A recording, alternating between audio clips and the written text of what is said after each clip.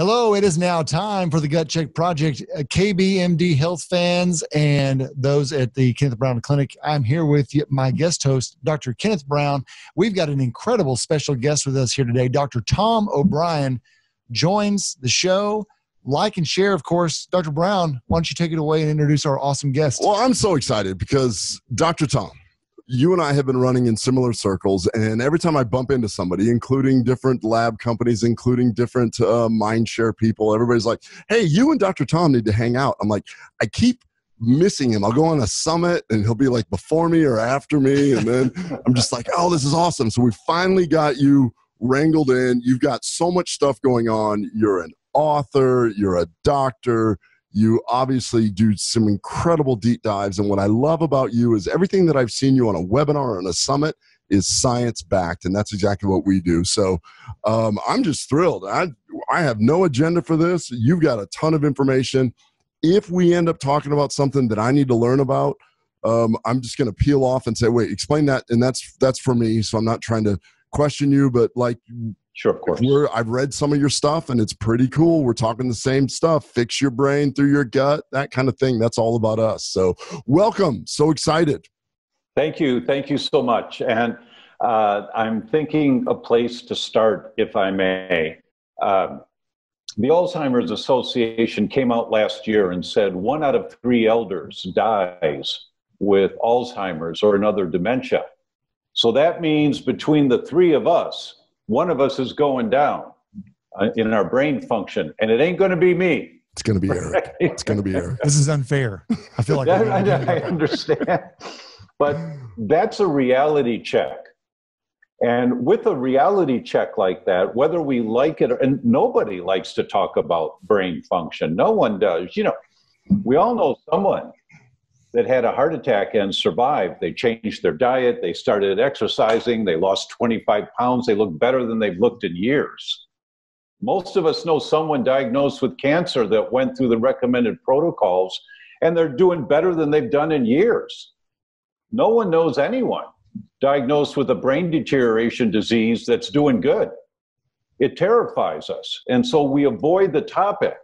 So I want to talk about, first, the reality check that our healthcare system is not quite working the way we want it to, and more people are getting sicker, especially if we talk about the brain and kids with autism, and the numbers are skyrocketing and all of that.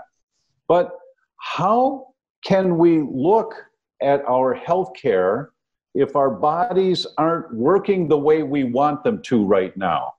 What's a big picture view of that? How do I get a big picture? And I want to suggest this concept because I have found that this works really well. When I moved from Chicago to Southern California in 2010, I needed a map. How do you get from Chicago to San Diego? You need a map.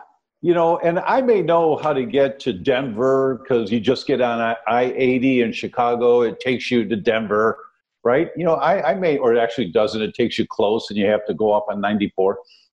But I don't know how to get to San Diego. You need a map. When your body is not working the way you want it to, you need a map. You can't just look for a better form of vitamin C. Or what brain nutrient can I take to help my brain function better? We have to have the map. And what is the map in healthcare? The map is understanding at a layman's level how I got to where I am.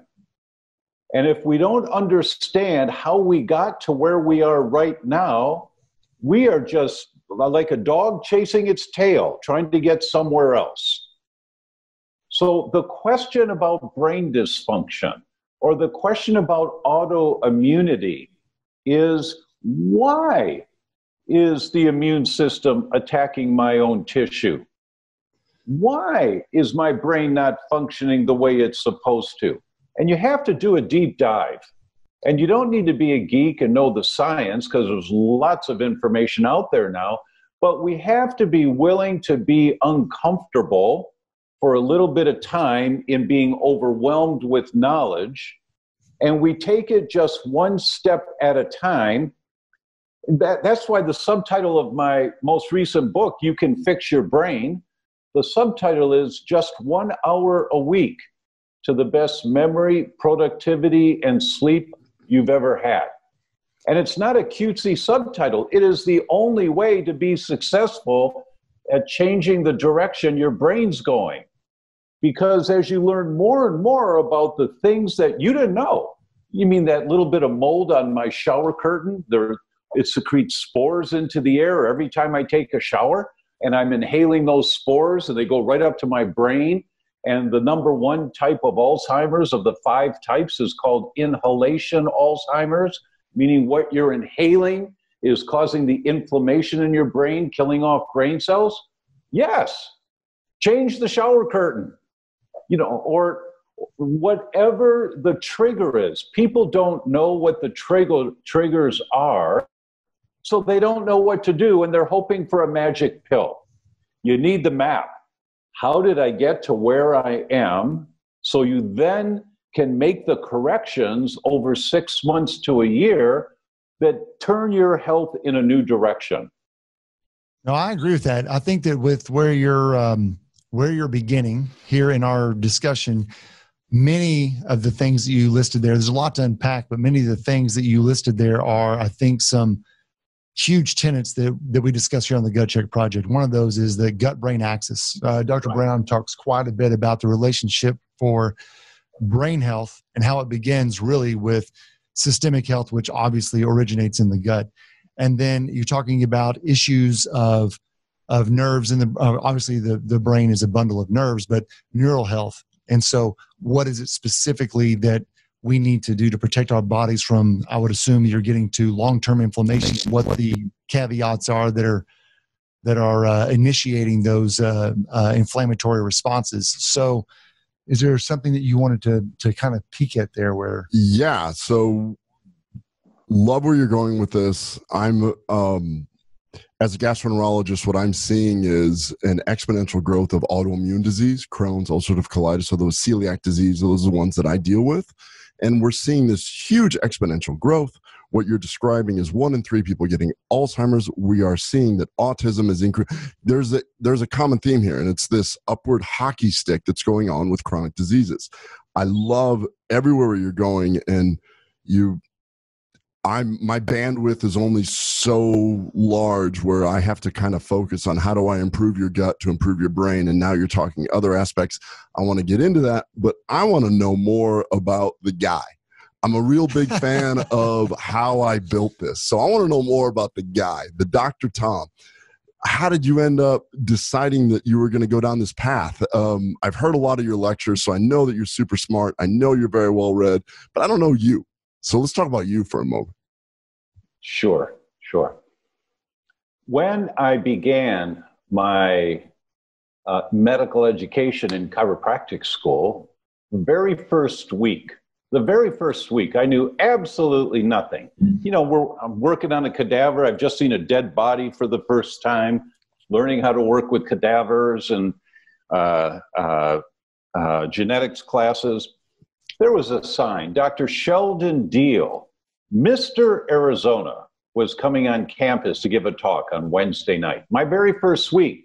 This was the first week of January, 1978. And I thought, I'll go listen to this guy, Mr. Arizona, a bodybuilder. He's going to be a healthy guy. So I go to the talk. He has a color television on a stand in the room. And back then, color televisions were pretty new. And so to see all those colors, he had the television on, but the volume off. And he walked over to a desk, opened his briefcase, took out a bar map of an iPhone, walked up to the color television, holding the iPhone like a flashlight. Policeman holds a flashlight up high, walks up to the color television with his bar magnet. The picture turns upside down. Walks away, it goes right side up. Walks towards, it goes upside down. Walks away, it goes right. Magnetic pollution does to your brain and your nervous system. It's called neurological switching. These are people that say, right, when they mean left. They write the number 3 backwards. They just are confused.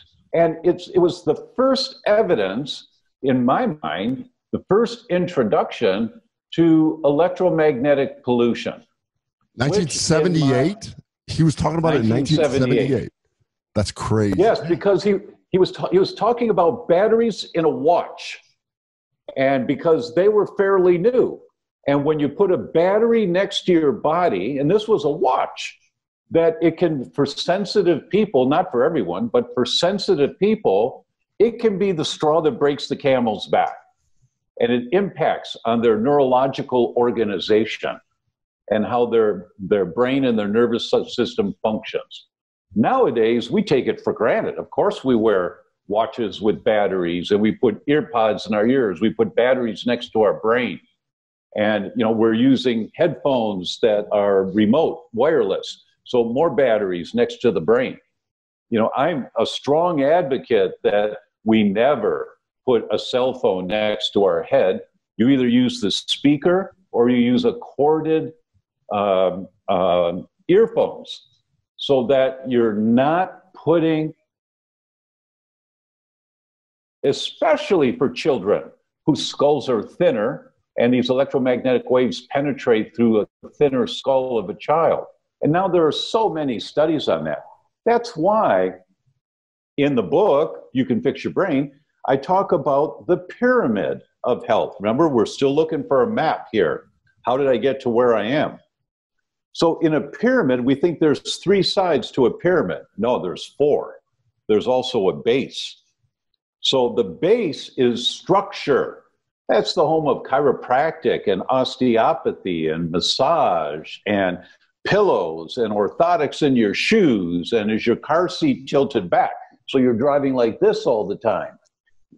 That's structure. It's the base. Then there's the biochemistry, the one that we all know about, and that's what we eat and drink, air we breathe. Then there's the spiritual or emotional, and then there's the electromagnetic. So whenever you have a health concern, you have to look at all 4 venues to see where are the triggers that are contributing to my body not functioning the way it should. So that was my introduction in January of 1978 to healthcare. And from that, I started looking in the literature, and I found some children living within a quarter mile of high-powered tension wires had higher incidences of leukemia. That was 1979, I think I found that first study. And by the early 80s, mid-80s, there were many studies coming out about high-powered tension wires and people's health if they lived near that. So that validated for me that for some people, electromagnetic pollution was a problem. Not for everybody, but for some people. And the same is true about structure. For some people, that's the problem. For some people, it's stinking thinking, the emotional or spiritual side. And you can see the studies on stress hormones inflaming or triggering type 1 diabetes and triggering autoimmune diseases. Well, it's what we think that, or how we respond to stress and the hormones we make that set that up. For some people, that's the trigger. It's all about finding the map. So my entire career has been based on always asking my second mentor. My second mentor was Dr. George Goodhart, the founder of Applied Kinesiology, the muscle testing that some doctors have seen practice. And I have hundreds and hundreds of hours with Dr. George. And he would always, every weekend in our seminars, and usually they were at the Marriott Hotel at the airport in Detroit. So people fly in from all over the world to listen to Dr. George. And the podium that he stood on was a wood podium. And he would do this all the time. He would say, lift up his right knee and his right arm and go, "Why, doctor?" and slam his foot down really hard. So we all kind of jumped in our seats now, because that wood stage would just like bounce a little bit. Why do they have what they have? Why is your patient complaining of ... And he would consistently drill into us why. So my entire career has been based on why is that happening? You know, for example, why is it? We've all heard that, you know, it takes 20 minutes before the hormones in your gut tell your brain that you've eaten enough.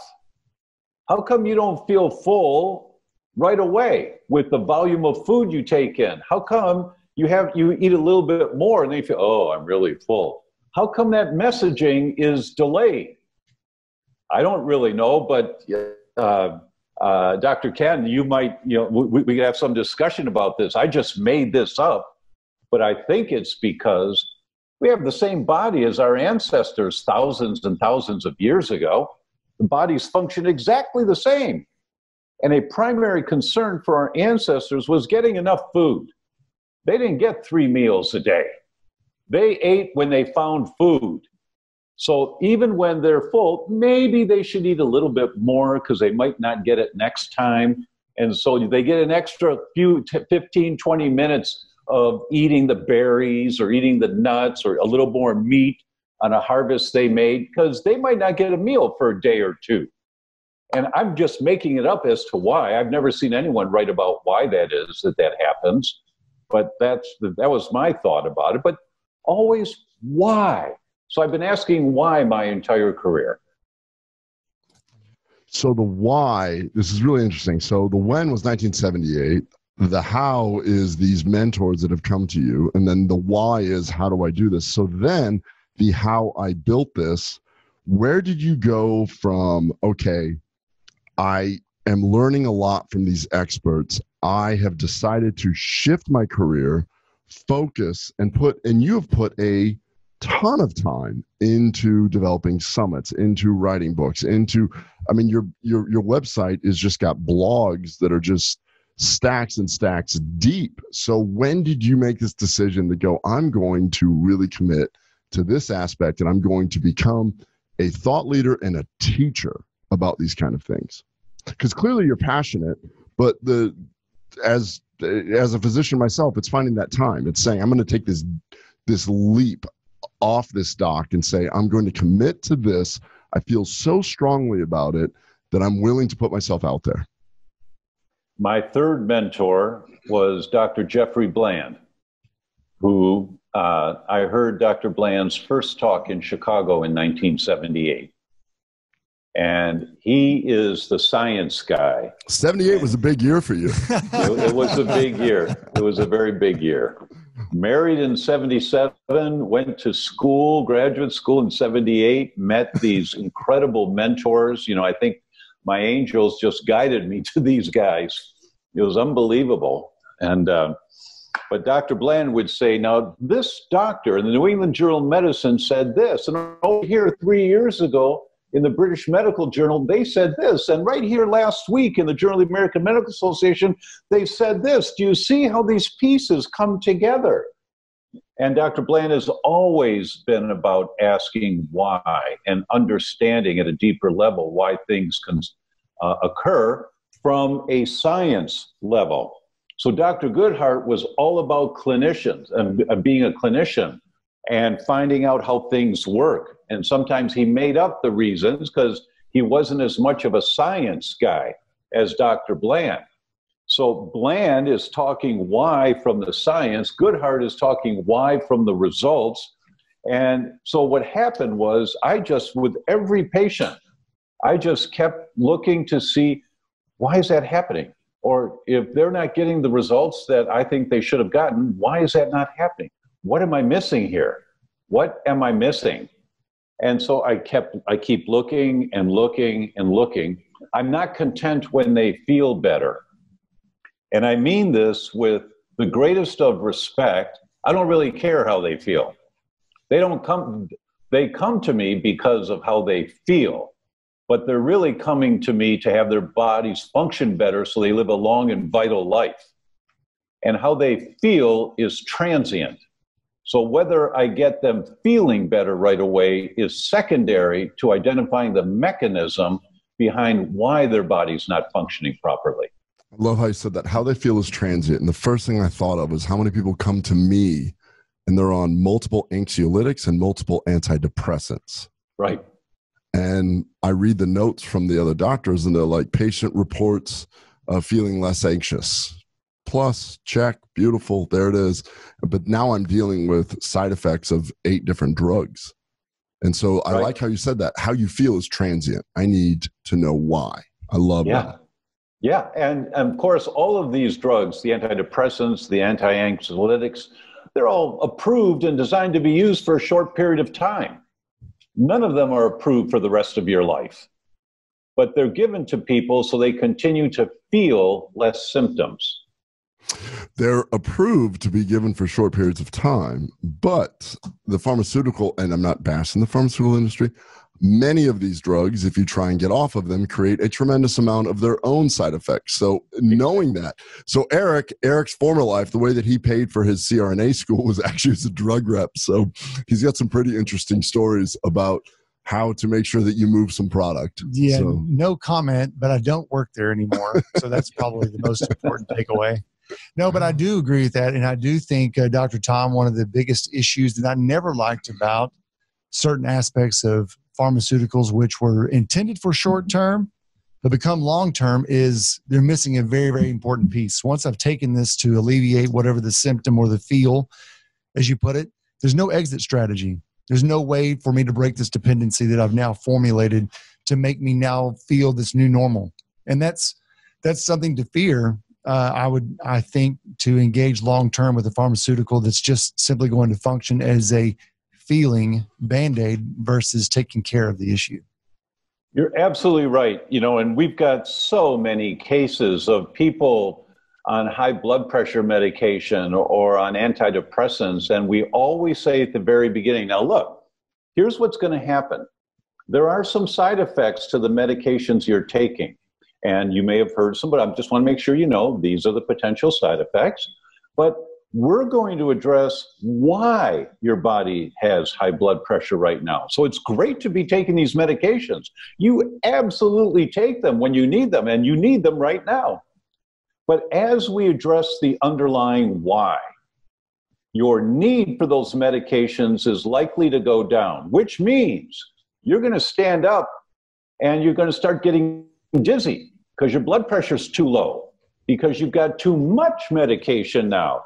So I want you to call your cardiologist or the doctor who put you on that medication as soon as you start noticing any symptoms like this, or this, and say, hey, I'd like to come in. And you come in and you say, I'm getting a little lightheaded when I stand up now, and I never did before, but I've changed my diet, I'm exercising, I think I need less medication. Can you monitor me and wean me down when you think it's appropriate and safe, but just gradually wean me down so that I don't have any complications as my body's getting healthier? And every doctor is willing to do that, every doctor. And if they're not, find a new doctor to monitor your medications. So I'll stop you right there. And this is more for teaching me with your style of practice. You have somebody that comes in, you know that they've got the diabesity triad or whatever. And you look at them and you go, okay, we need to start someplace. Do you start diet? Do you start environmental toxin? Do you start sleep? Because I think those are kind of the 3 pillars. My least knowledgeable aspect of that is environmental toxin, because it's just something that I have not gotten into yet. And when you mentioned the breathing in the spores, I'm like, yeah, I've got a lot of patients that got really sick when they moved into an older home and they renovated, and then they've never been right since. So I definitely believe that mold has a big role, but it's just the amount of time. So when you look at this, I'm challenging you to say, this is where I start first. Where is it? Really easy, really easy. There's a great program that's been developed called the Living Matrix. And the Living Matrix is 30, 40-page questionnaires. And it's going to take you, Mrs. Patient, it's going to take you a day or 2 to fill this out. You'll come back to it and fill out some more of it. Some more. It's going to say, how is the health of your mother during your pregnancy with you? And he'll say, oh, I don't know, my mother passed. I say, all right, call your aunts. Call your aunts and find out. Did mom take any medications during the pregnancy with me? You get as much information as you can. And when you have a completed living matrix, the computer model, the program sets it off into 8 different categories. And it becomes obvious which categories are the most out of balance. And that's usually the place that you start. And we'll start with maybe 2 or 3 of those categories, depending on the individual. Some people, it's clear their autoimmunity happened within 3 months of their divorce or within 3 months of being sexually abused. And it's clear they've got to deal with that energy. And so that person needs to include in their protocol a therapist that they feel really good working with about this particular topic, because that's not my category. But if it's not addressed, it's going to thwart the progress dramatically. That is so interesting. That's that insult to injury that I have to have that discussion with so many patients, where I have somebody that comes to see me and they're like, yeah, it's unfortunate. I went through this horrible divorce and then I started bleeding out my rectum, and then I diagnosed them with raging ulcerative colitis. And like, what is the bad luck? I'm like, I hate to attribute it to bad luck. I attribute it to a sequence of events. Yeah, exactly right. I agree. Yeah, that is. Fully agree. And the tool called the Living Matrix, every patient fills that out. I have lots of people, we did a docuseries called Betrayal, the Autoimmune Disease Solution They're Not Telling You. Is that out yet? It is. Okay. It is. And we've actually had over 600,000 people watch it. Whoa. And I make the Living Matrix available to people, and I think probably 4,000 to 6,000 people have filled it out. It's great because it's hard to read until you understand how it works, but it gives you a lot of information, and all of our patients fill it out before I'll ever see them. If they don't fill it out, or they fill it out halfway, I don't see them. If I see that it's only half done, I call my staff, because I'm virtual now, so I do virtual consultations. But as I'm looking at the results here, and I'm looking at the screen and Living Matrix, if it's not filled out, I call my staff and I say, reschedule. Or they put the time in. I'm not putting the time in until they do. If they do it half-ass, I'm not going to do it half-ass. And so cancel them. Don't charge them, just cancel them. And if they want to come back, do it right. You just don't put up with that. And I talk on stage all the time to doctors. You can't put up with someone who's putting their toe in the water. They're either going to do a deep dive with you at whatever your skill set is, or they're not.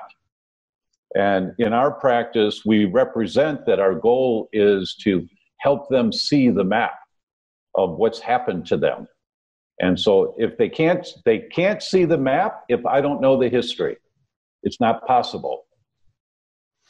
Well, that's actually pretty impressive, because in a different way, when we've had patients who've come through the clinic and then we've prepped them to scope, and I'm addressing anesthesia, and of course, Dr. Ken over here is discussing with them what to expect as they continue on their journey. Something I've heard him address is it doesn't matter necessarily what led to where you are right now, whether it be your fault in all of them or none of them. But it is your responsibility to engage with the change that's going to make you better. And you've had that conversation with plenty of patients. And it really just doesn't matter what, to this point, we can identify the triggers, which of course helps with finding the solution. But ultimately, there's going to be self-responsibility for one's own health. And you've got to be able to commit to whatever that change happens to be.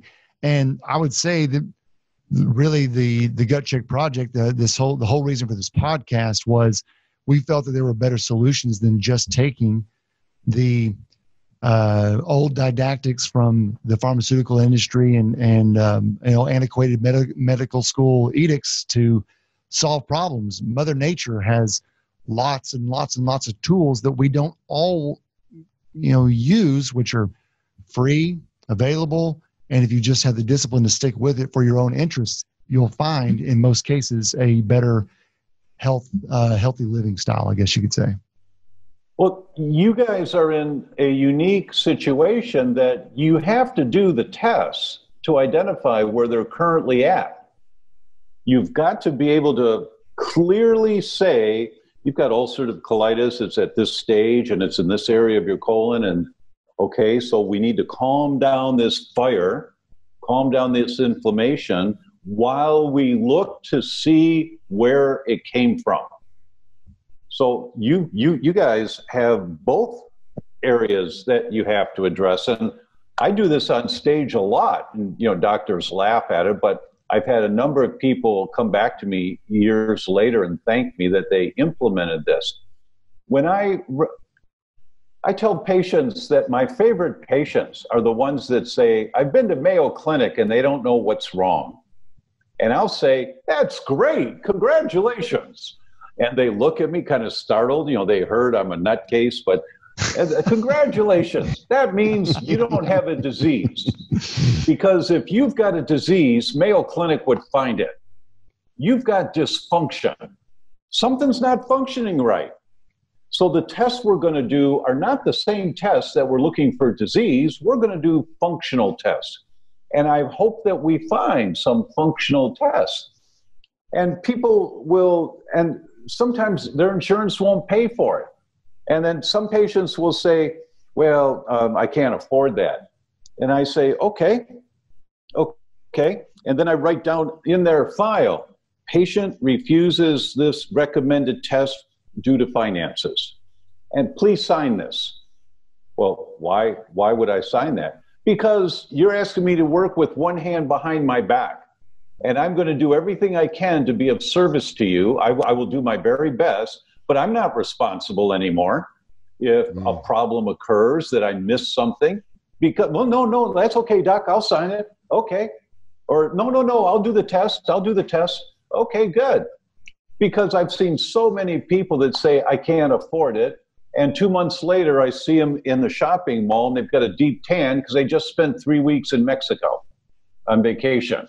It's just a priority thing. And if someone really can't afford what they need, well, our services will always reduce our services for finances if it's true. But we need patients to take ownership and responsibility to be actively involved with us as we're going through this process. When you started this, you opened with Alzheimer's, and it's funny because I kind of do that with my patients, where you said that 1 in 3 people will now develop Alzheimer's, and then you talk about the Alzheimer's Association says that. Alzheimer's Association. So, and then you talk about a patient that cannot afford to do X, Y, and Z, but you see them with a deep tan. So I use the let's fix your gut to protect your brain later in life. Because I personally, and I try and teach my kids this, I've got a 15-year-old and a 13-year-old, and my wife and I are on the same page, where I personally prefer to purchase memories as opposed to things. So I'm perfectly willing to take us on a trip, have some incredible meals, have some great pictures that we'll revisit, and rather than purchase something else. And what I mean by that is, what is that memory worth? That memory is worth so much more than an object to me. And then if you were to say that I'm going to take away all those memories, meaning I'm going to take away your life, that's the panic moment with me. That's when I want to sit there and say, I want you to change your diet. I want you to change your lifestyle. Not even so much is it so much a physical thing. It's not so much so that you can have the beach body. It's not so much you can do this. It's so that we protect your brain later. It's so that the same concept of osteoporosis prevention in your 30s, so that we're not dealing with it in your 60s. So you're not busting a hip in your late 60s, and then that's the thing. What you're talking about is so true that it's hard to get people to think big picture like that, but you've always done this. So in 1978, you have these mentors that do this. When did you decide to really say, I'm going to be part of the movement and I'm going to develop this website? I'm going to spend, you've been prolific. You've written books, you lecture, you do crazy summits. Man, your Gluten Summit some of the people you have on that are like my heroes. I mean, Alessio Fasano. I mean, I've been following that cat since, early on in his career. And a lot of you get some pretty heavy hitters there. That's pretty impressive. How did you go from, I now need to make a difference on a greater scale, I guess is what I'm saying. You've mentioned multiple stages and stuff like that. When did you go, it's less from one to one, and it's more from one to many? January 2013. My friend, I think our friend, I believe you know JJ Virgin. Mm-hmm. I've known JJ for many, many years, and she used to call me, or I'd see her, and she said, I just went to this weekend seminar. It was fabulous. They're talking about this marketing concept of how to get information out to people. I said, she said, you should come. And I said, oh, yeah, thanks. And then she hired a consultant, Allie, and she called me and said, I just signed a contract, and I'm working with Allie. I'm going to learn how to do this at a bigger scale. Come do it with me. And I said, yeah, how much? $10,000? It ain't happening here. It ain't happening. Right? And then JJ grew and she applied the principles. And JJ's pretty convincing when she gets passionate. She can be pretty convincing. She is. And then she called me and said, look, I'm having a seminar. I'm hosting a seminar. You're going to be there. I'm going to hire somebody to come grab you by the nape of your neck and bring you. And I said, okay, I'll come. So this is January 2013. Dropped my jaw to hear how the participants there would do one thing, that they'd prepare a webinar or something, and they would have 200 people attend or 400 people attend. It just dropped my jaw of the impact factor that was magnified by learning how to use the internet. And so I made a declaration that weekend. I said, I'm a geek and I just read a lot of science, and I know these guys, or I've been in their seminars, or I've seen them at symposiums. I'm going to interview a number of geeks from around the world, and I'm going to put it online. Would you, everyone here in the audience, help support me in this by send out announcements? And they all said yes. So my first interview, you'll really appreciate this, Dr. Ken. My very first interview ever was Professor Michael Marsh in Oxford. The gluten. Marsh, the godfather of celiac. Marsh 1, Marsh 2, Marsh 3, the godfather. And no one had ever interviewed him. He was 74. No one had ever interviewed him. And he took me by the arm and walked me around Oxford and said, Tom, that's right where I stood. And I received my medical degree in 1962. I said, oh, that's great, Professor. Or took me down in the bowels of the library from the 1800s. And that's where he sat to study every day. And, so Marsh, the godfather, and Professor Fasano at Harvard, and so many others from around the world. Umberto Volta chairs the Celiac Society of Italy. And I interviewed all these people, and everyone who was at JJ's event sent announcements out to their people. We had 118,000 people attend the Gluten Summit in November of 2013. It was the first the first online health summit ever was the Gluten Summit. And we made it up. And that was when? 2000 what? November 2013. I mean, like 50,000 of those people were still doing dial-up. Yeah, no joke. That's right. And the weekend I came back from making that declaration, I was fired up. I get a message, and this guy emails me and says, hi, my name is Bob Roth. I am the social media director for the University of Chicago Celiac Center. And I'm out in California. I'm wondering if you'd have time for breakfast. And I said, yeah, sure. So we had breakfast, and Bob said, Dr. O'Brien, everyone at the University of Chicago thinks you're a nutcase.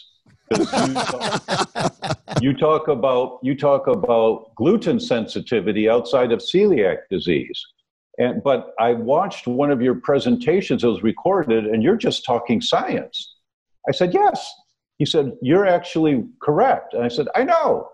And I said, listen, Bob, I just made this declaration.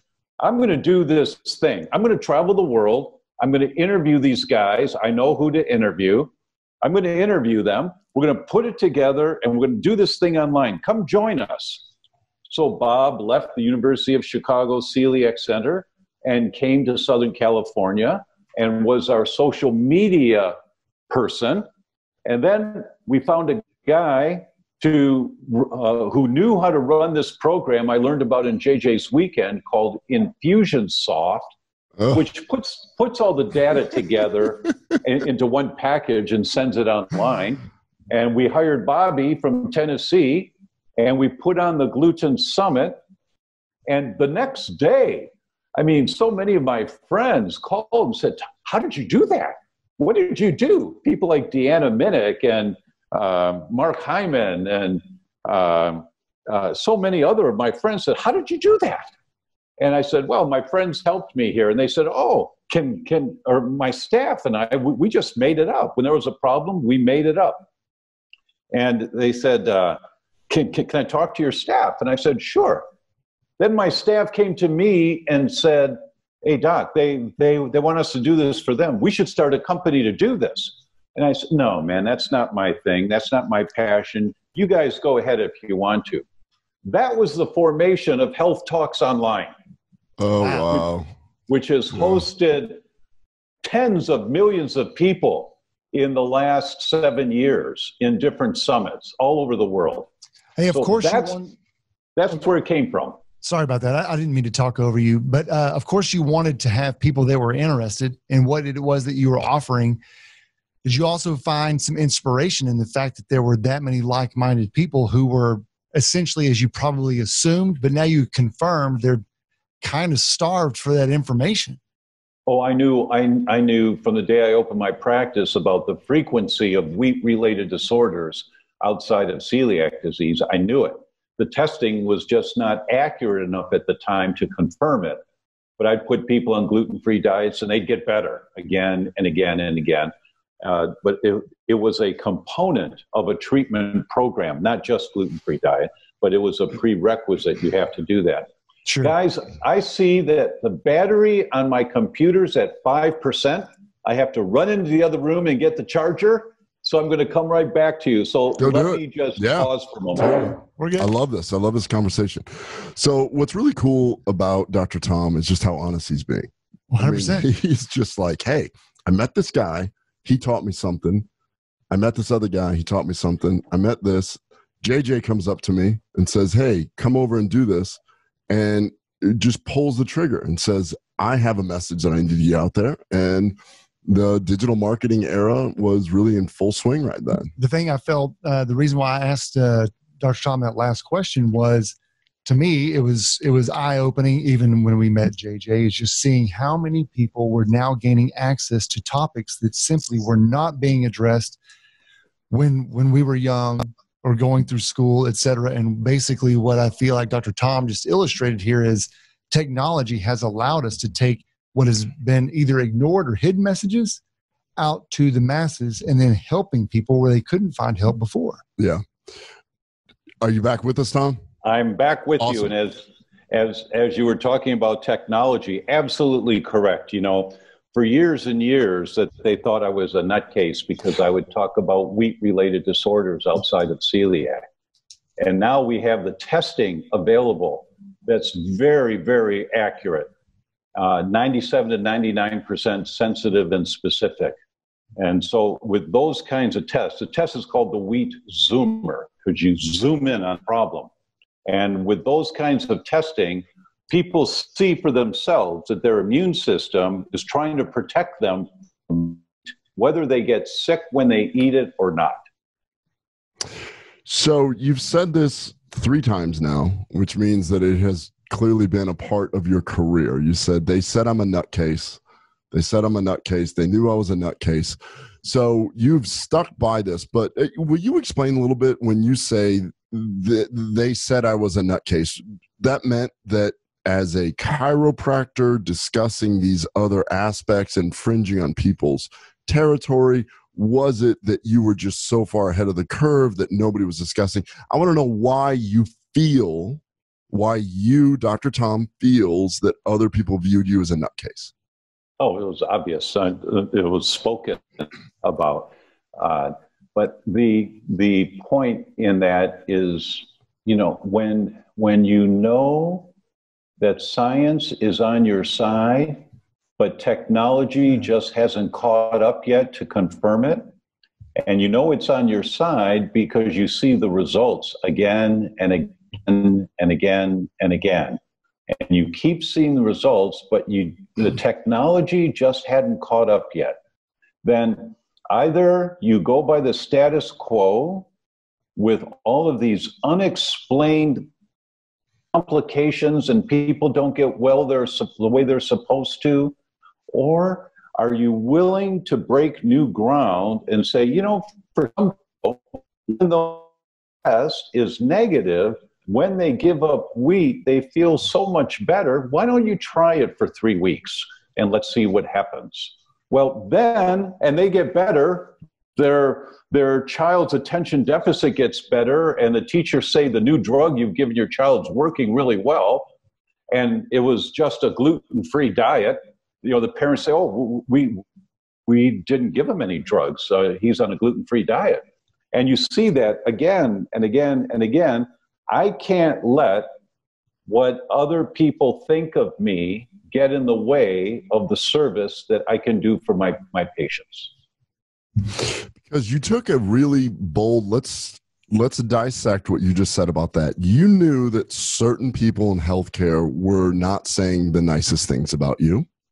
And then you dove in when you said, I don't want to treat a patient that just sticks their toe in the water. You dove into a digital marketing world where keyboard warriors love to play also. So you went from, I know that some people are going to say not nice things, to I'm going to embrace it on a level that nobody ever has. And I'm going to teach online, which is a very, very bold thing, because not a lot of people have the guts to do that. Right. To be pushing the envelope. I mean, it's, you talk about, I've been talking about zonulin for years before we could test it. And you said wheat zoomer, and that's how I got involved with Vibrant Wellness, where I was like, you guys figured out how to check zonulin. Yes. Right. Yes. Yeah. And when I talk to my colleagues, even when I talk to gastroenterologists, they looked at me like, are you one of those nut jobs talking leaky gut?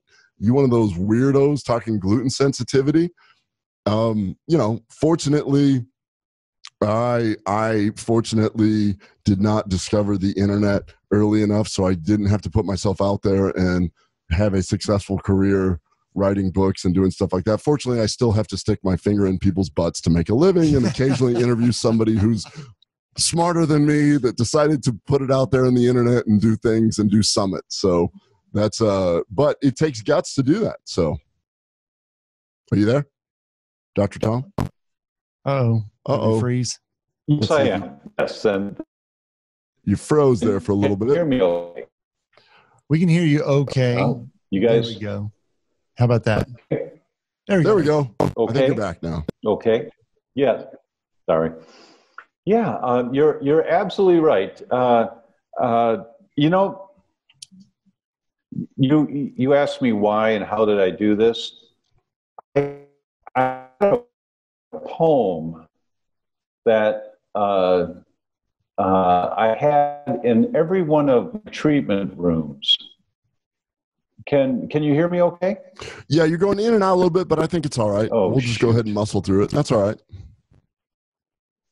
Okay.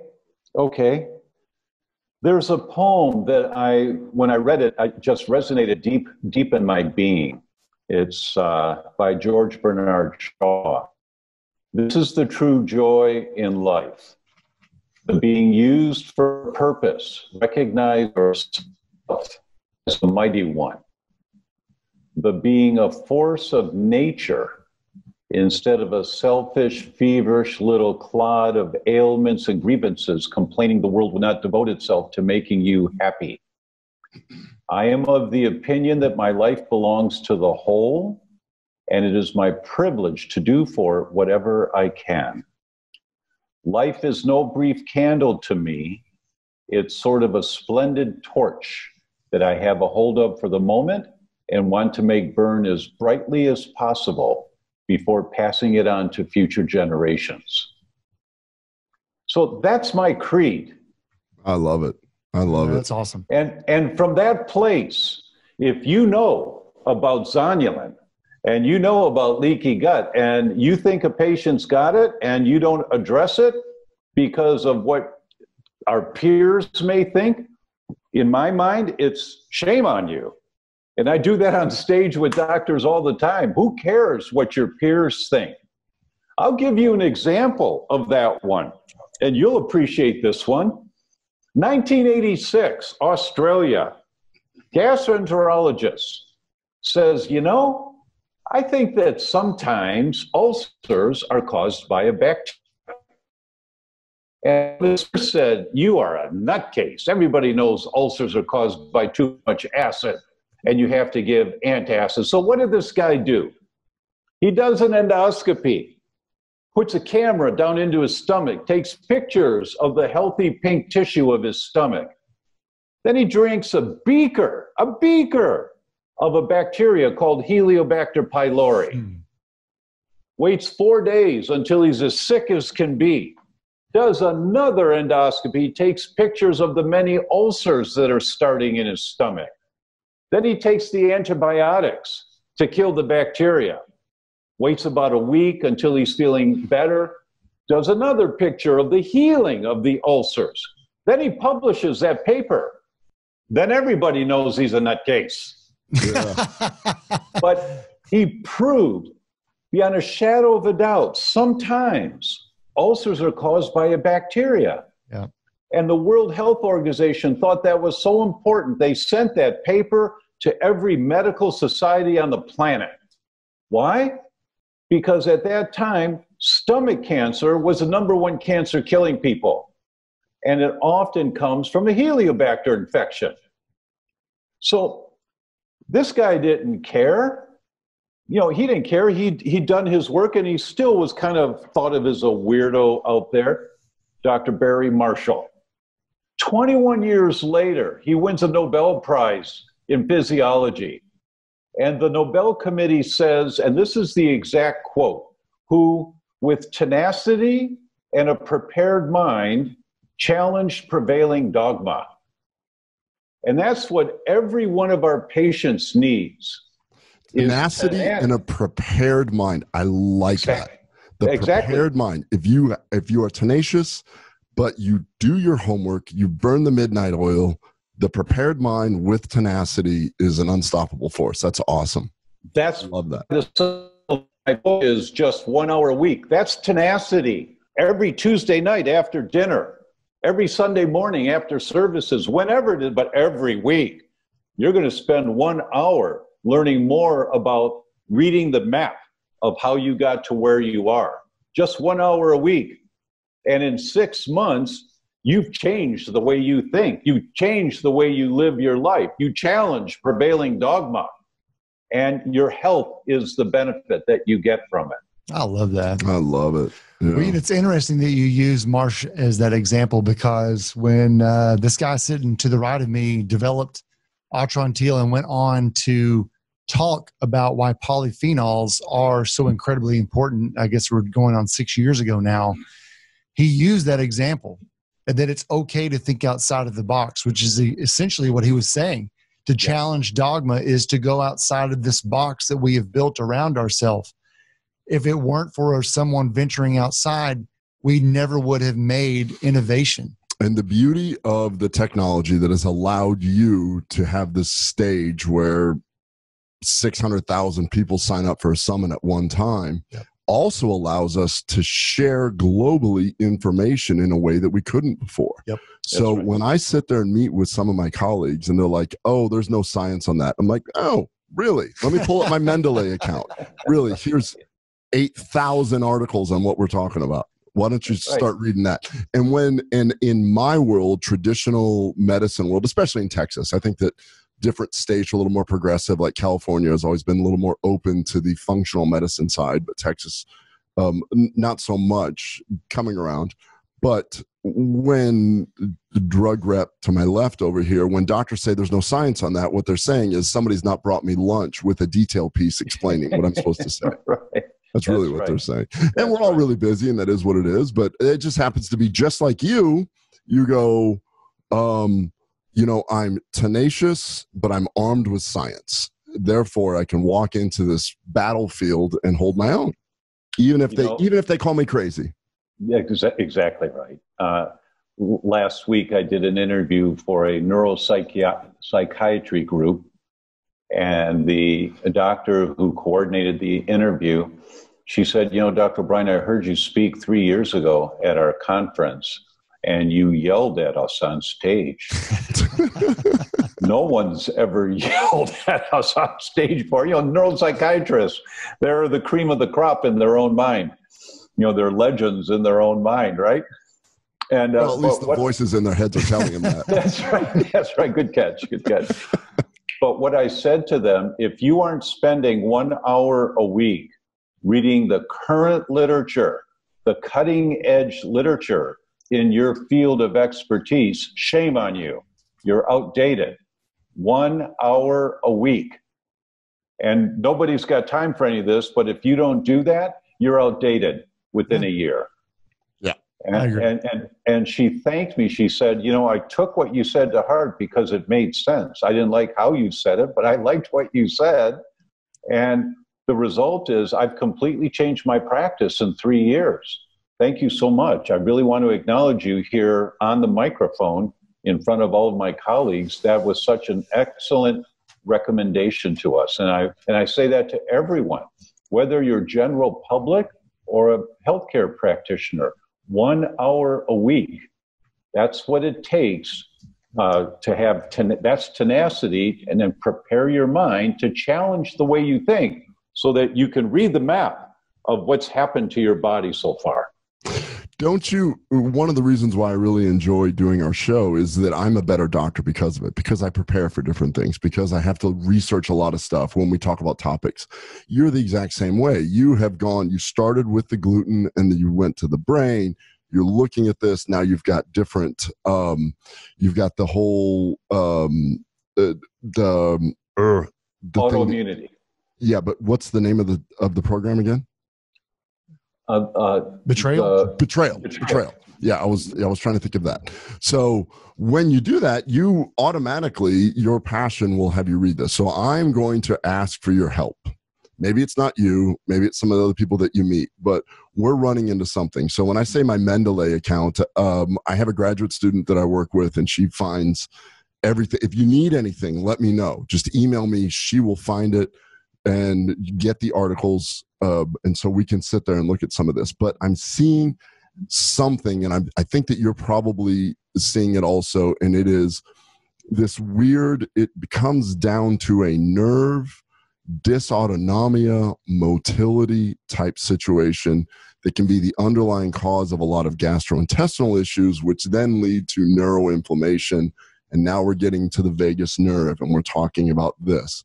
I've got some really sick people that come to me, and they've all been to the Mayo Clinic, they've all been to the Cleveland Clinic, and they all have been told that it's functional, this and that it's in their head, and they all say, you should start taking Prozac.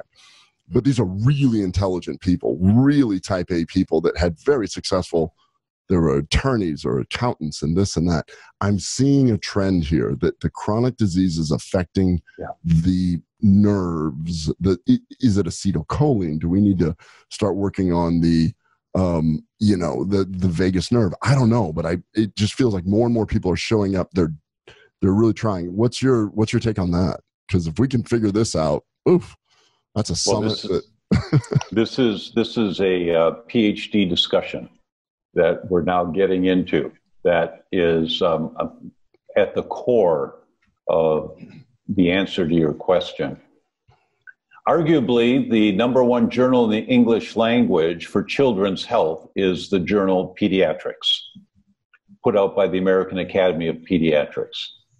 They published a policy statement, which means it's not an author. You know, if I were to get an article published in Pediatrics as an author, I've scored. Top tier, difficult journal to get into, I've really scored. But this is a policy statement. That means it came from the board of the Academy of the American Academy of Pediatrics. And they said the Toxic Substance Control Act failed miserably to protect our children, in parentheses, and adults. And it is the governing legislation at the federal level for all chemicals introduced into our environment. This was passed in 1976. It's still the regulating guidelines for all chemicals introduced into our environment.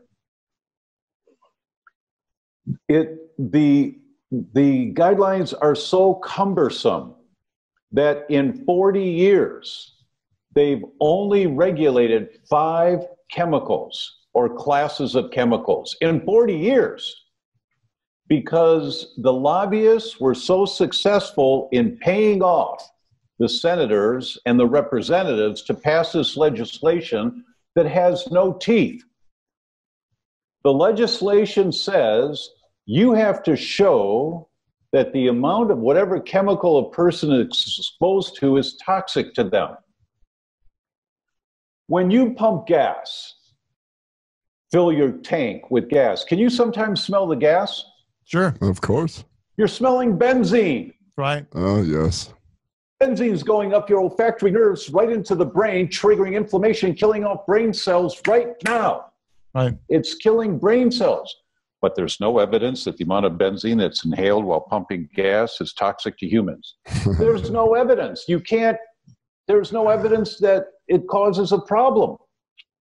But give me 30 years of smelling benzene once a week, and how many millions of cells you've killed off.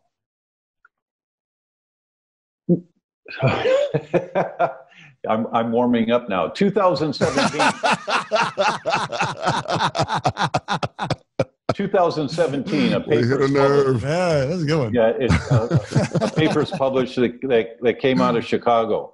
346 pregnant women in the 8th month of pregnancy.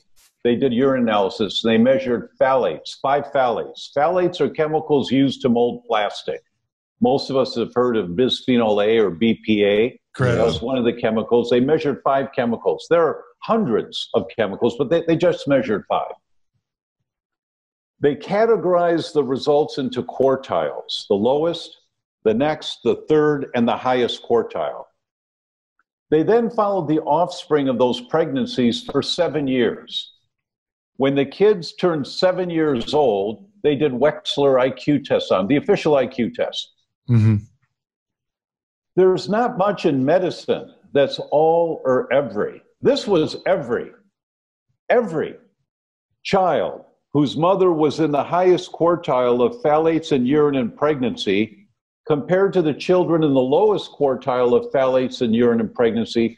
Every child in the highest quartile, their IQ was 7 points lower than the kids in the lowest quartile of phthalates. 7 points. That doesn't mean anything to anyone until you understand 1 point difference is noticeable. A 7 point difference is a difference between a child working really hard, getting straight A's, and a child working really hard, getting straight C's. Right. This kid is in hell because his brain never developed properly. And then just go to Google and type in phthalates and neurogenesis, nerve growth. Here come all the studies, how phthalates inhibit nerve growth. And you see this, and you wonder why autism's going up and attention deficit's going up. You see this, and then you go back to the pediatrics article and you read that It's 247 pounds of chemicals manufactured or imported into the United States every day for every person in America. 247 pounds. That's 27 trillion pounds a year. Take the population of the US, multiplied by 247 times 365 days. It's 27 trillion pounds. Every newborn child in America has at least 200 chemicals in their bloodstream at birth that aren't supposed to be there. Many of them are neurotoxins, brain toxins. You wonder why we're seeing this increase in disease. We all are walking sewage dumps. Excuse me, but we are. We all are, because it's in the air. If you sit in a room and you can see the sunlight coming through the window sometimes, the right time of day, the angle, and you see a little dust in the air, that's what you're breathing. That dust is the phthalates leaching from the plastic blinds in the windows. They leach out phthalate chemicals into the air for years. It's the Scotch guard on the sofa leaching out those chemicals into the air for years. It's the formaldehyde in the kitchen cabinets. If they're not solid wood, they're pressboard, they're soaked in formaldehyde, and the bathroom cabinets leaching out into the air for years. And we are exposed to all of this, and we're walking sewage dumps. You wonder why degenerative diseases are going up, why Alzheimer's, and the number one type of Alzheimer's is inhalation Alzheimer's. It's what you're breathing. This is so overwhelming for people when you look at this map, when you see what's happening. It is so overwhelming. That's why you have to operate from the platform of 1 hour a week. And so 1 week, when you learn that the leftover chicken from dinner, you put it in a plastic storage container in the refrigerator, the next day the chicken's got phthalates in it from the plastic. When you learn that, 1 week, you take that hour and you go into my book, and there's the 3 URLs to order glass storage containers. And you go to mileskimball.com and Amazon and whatever the third was. Oh, I like those. And you order 3 round ones and 2 square ones and 1 for the pies. You pay with your credit card, you hit send. It took an hour. You're done for the week. Right. I like that. Then never again will you poison your family with minute amounts of phthalates from leftover food in a plastic storage container. Now, there's no evidence that the amount of phthalates that leach out of plastic storage containers is toxic to humans. That's how they get away with that crap. It is. That's how they've gotten away with it.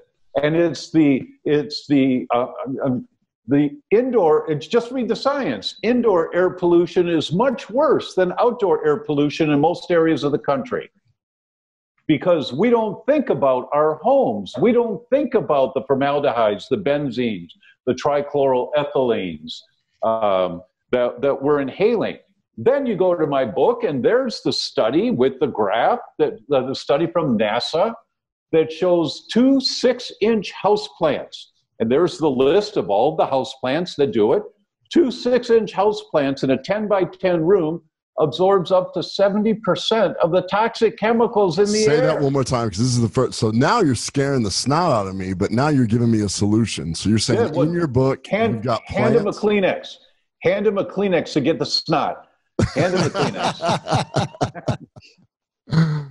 2 6-inch houseplants, and there's about 12 or 14 different types of houseplants.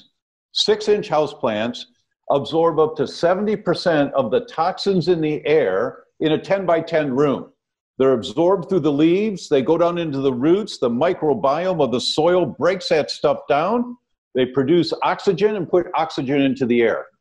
2 6-inch houseplants for a 10 by 10 room. It's a solution. Yeah, it's a solution. I'm all about solutions. And so your book is not just teaching people what to worry about, but you're like, this is the solution. So the 1 hour a week is, I'm going to give you 1 hour a week solution. And if you continually do that, by the end, you're going to be a healthier person. You know, everybody wants solutions. Nobody wants to hear about the problem.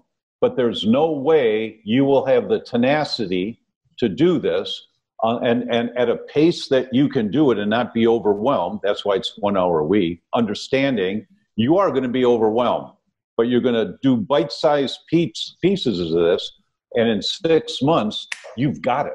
You've changed your life. Your husband's using the Tupperware containers to store nails in the garage, right?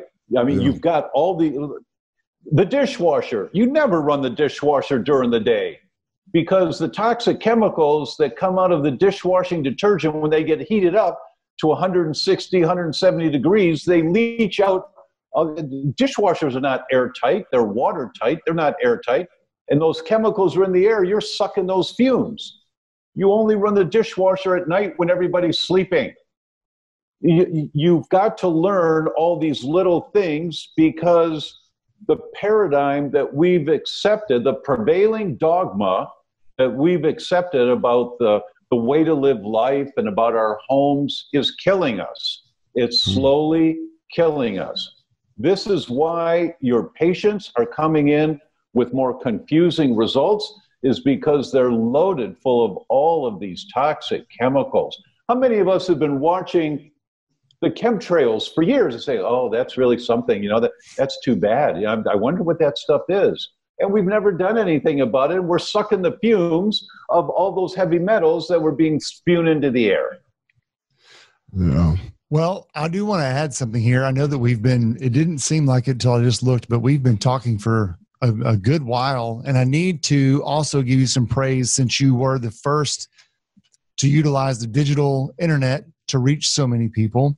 You also have one of the most kick-ass URLs I've ever seen for what it is that we do.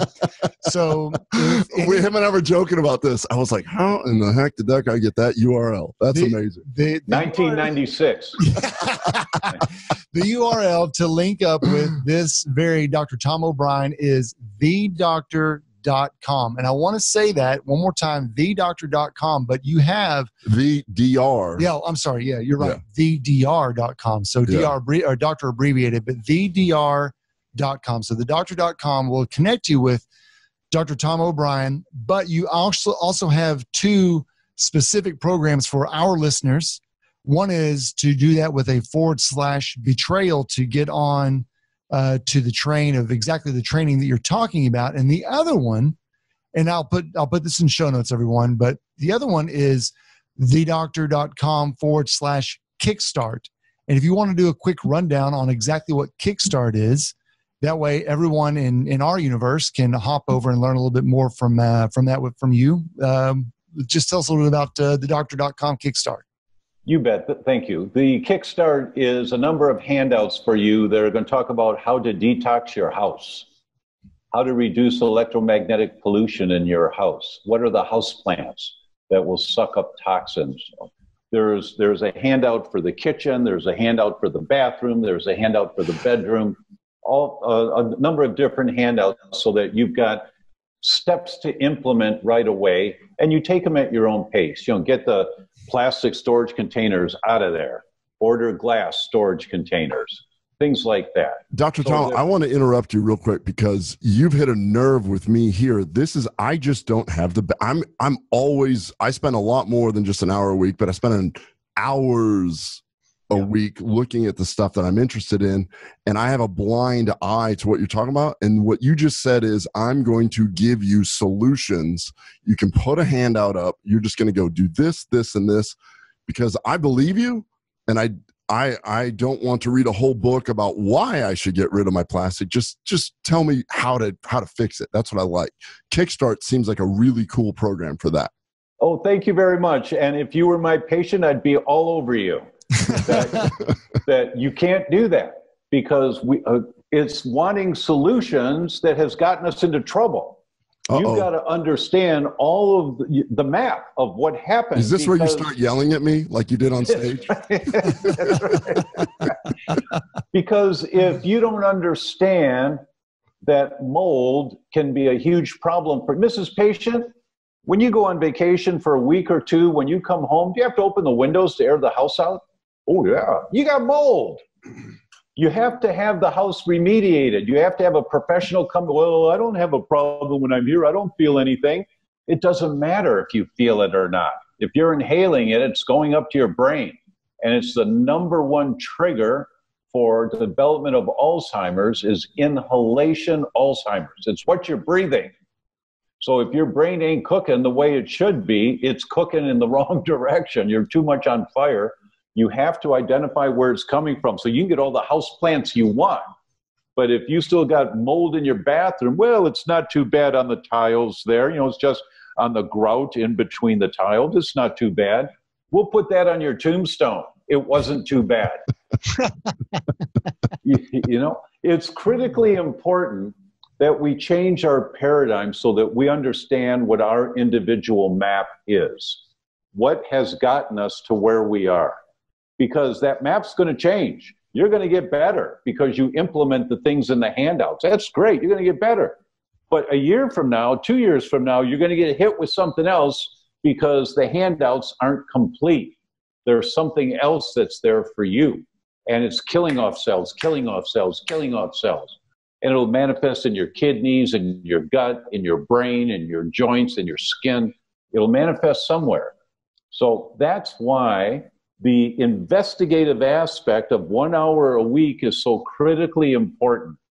Just 1 hour a week of reading my book, just 1 hour a week of listening to shows like yours, and go back and listen to it again and take notes on some of the things, but you've got to be willing, you have to find your level of uncomfortableness or awkwardness with the information that you can handle and keep functioning in life really well, right?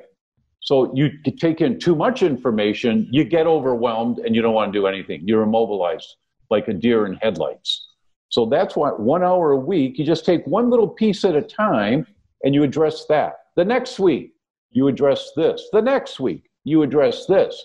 And over time, in 6 months, you've got it.